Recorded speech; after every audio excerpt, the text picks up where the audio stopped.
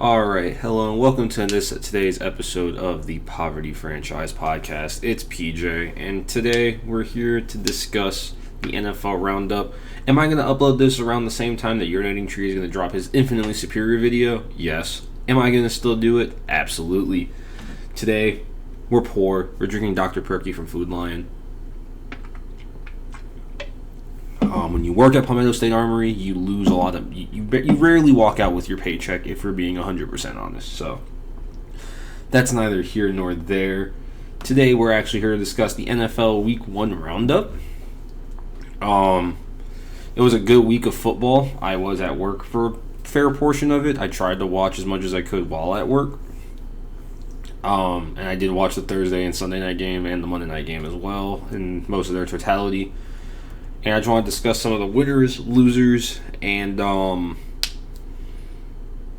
more of the focuses and the storylines developing early in the season. Now, to the literal winners, there were 15 winners, 15 losers, and two people they tied. Your winners were the Bills, Saints, Browns, Bears, Steelers, Eagles, Dolphins, Ravens, Commanders, Chiefs, Vikings, Giants, Chargers, Bucks, and Seahawks.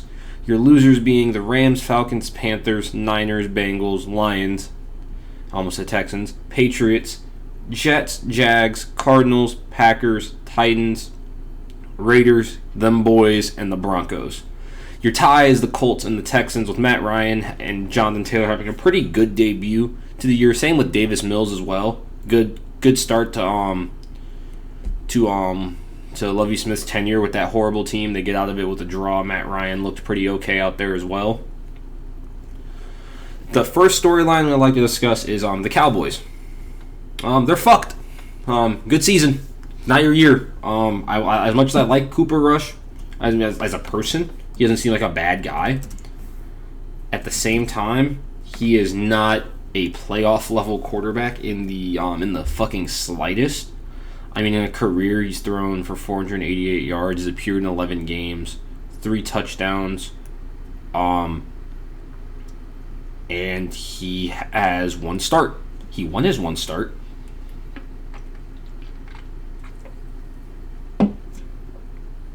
But he isn't it.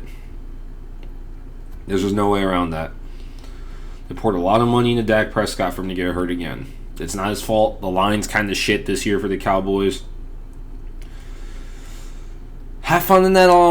You're in the hunt in the draft now, and it's time to draft some linemen, offensive linemen. That is. The Buccaneers looked good. Since we're going to speak to the contrary, they looked real good. Offense was kind of sluggish, but the defense still looks good. Leonard Fournette's not waiting for the playoffs this year. So that's a good sign. Brady doesn't look like he's getting any older, if through all fucking surprises. Another big loser is the Falcons blowing yet another lead, even though Cordell Patterson did rush for 120 yards, which is good for fucking him, by the way. No. Lead, even though Cordell Patterson did rush for 120 yards, which is good for fucking him, by the way. No. Another big loser is the Falcons blowing yet another lead. Is back.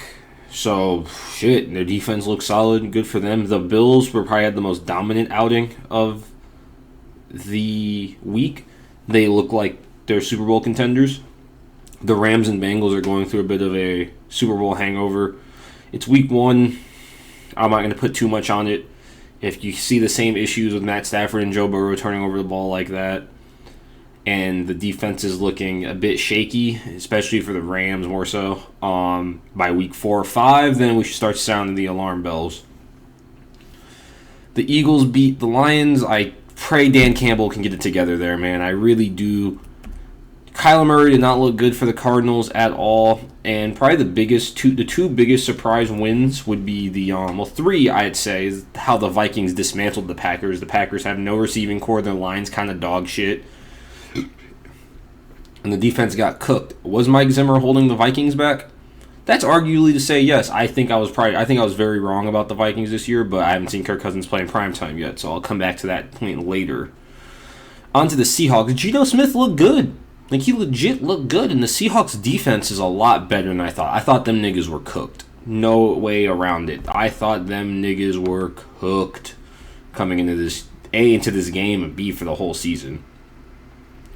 But their defense looked really, really good. Cody Barton, definitely the standout, the inside linebacker. He had a hell of a game. I hope Quandre Diggs looked good as well. I hope Jamal Adams is not hurt. Also, the Clemson man, Tanner Muse, got into the game. But Geno Smith looked good out there. He really did. And he ain't right back, as he said. He ain't right back.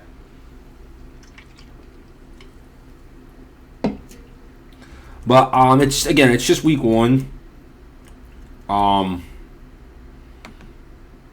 The Broncos made a lot of bad coaching errors, so that's probably a reason. Like, kicking a long field goal instead of letting Russ go for it.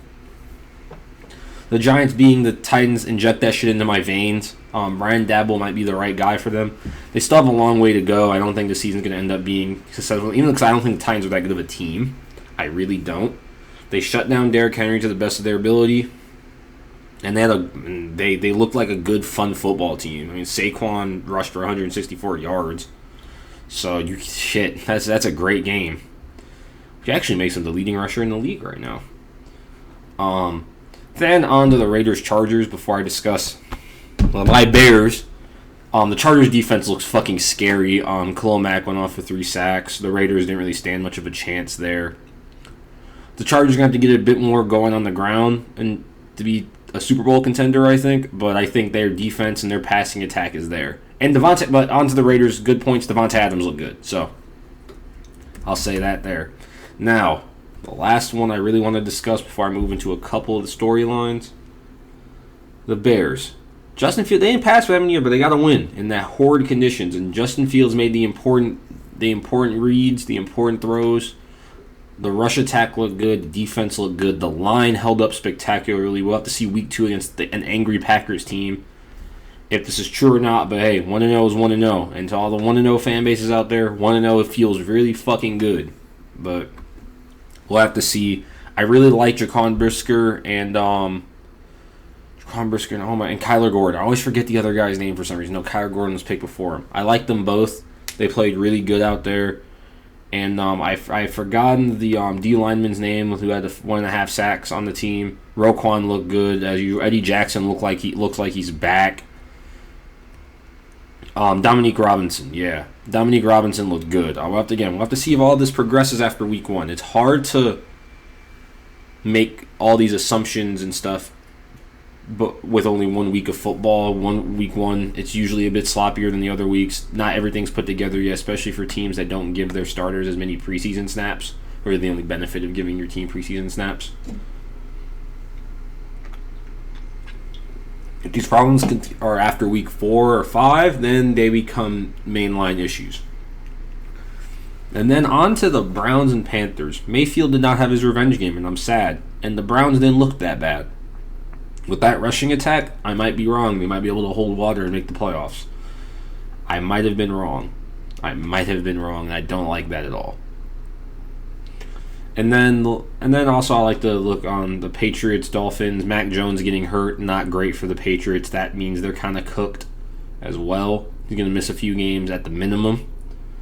TJ Watt out for 6 weeks. The Steelers defense should be able to tread water. Even missing their best defensive player, the defense as a unit is great. Hopefully he's back in 6 weeks and still kicking ass. I'm glad Trevor Lawrence looked good, but their Jags are still a bad team, so they're going to lose the Commanders. They're going to lose to Carson Wentz throwing all those fucking interceptions. Another storyline to keep a hold on is the Chiefs were not cooked, even with their weaker-looking receiving core. They're still the Chiefs. They still have Patrick Mahomes. They're still well-coached.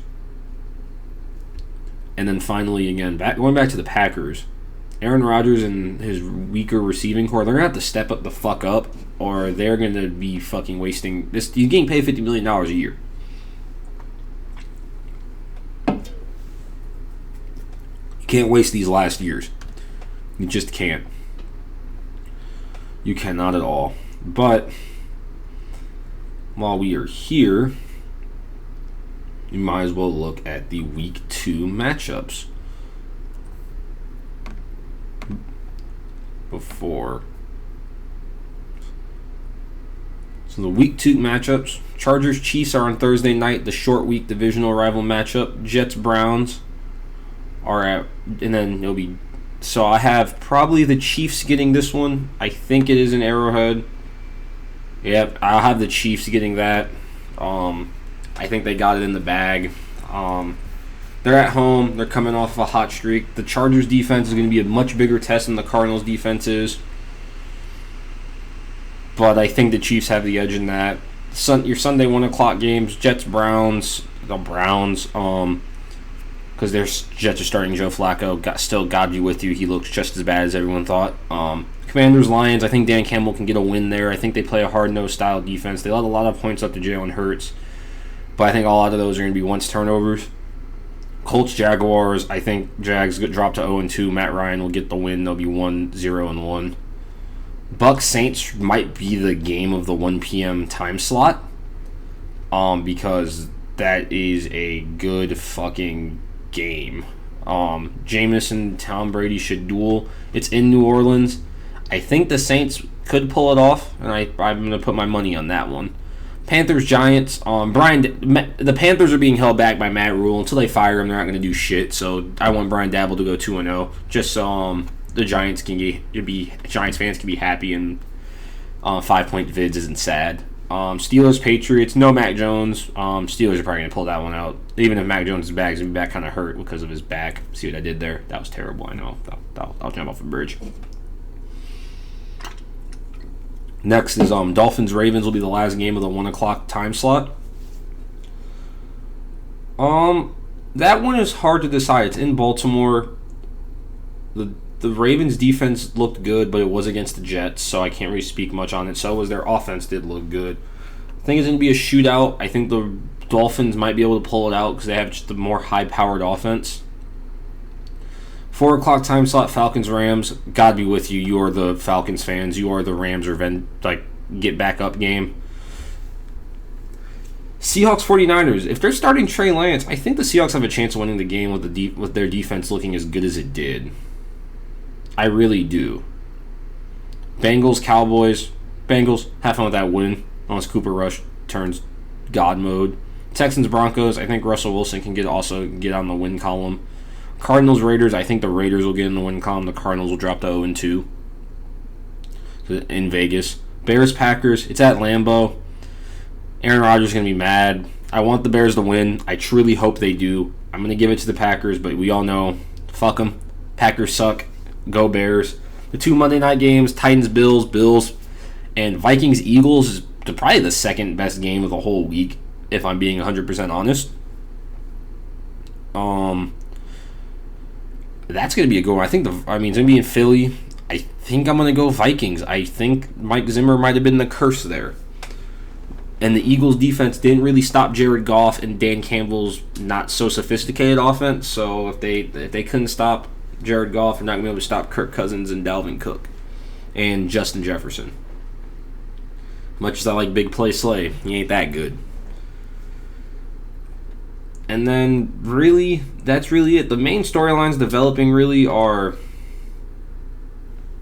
the Cowboys are not in a fun place.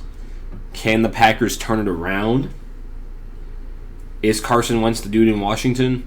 The answer is no. And can the Bills keep it up? And can the Rams find themselves?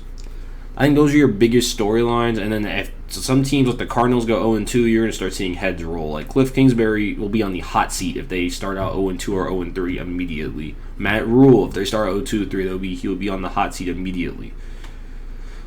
But that's it with the professional football side of things. On the college football, shout out to App State, shout out to Marshall. Big upsets, things we love to see. I'm going to give Marshall's defense unit of the week. Defensive unit of the week. And for offense, I'd like to give Kentucky's offense unit of the week. For beating up on Florida. For college football, I thought they did a great job out there. And again, shout out to the Giant Slayer. Shout out to the Sun Belt and Georgia Southern costing Scott Frost his job. We love to see it. It finally fucking happened. Scott Frost got fired. It only took a whole lot of fucking time and effort to do it.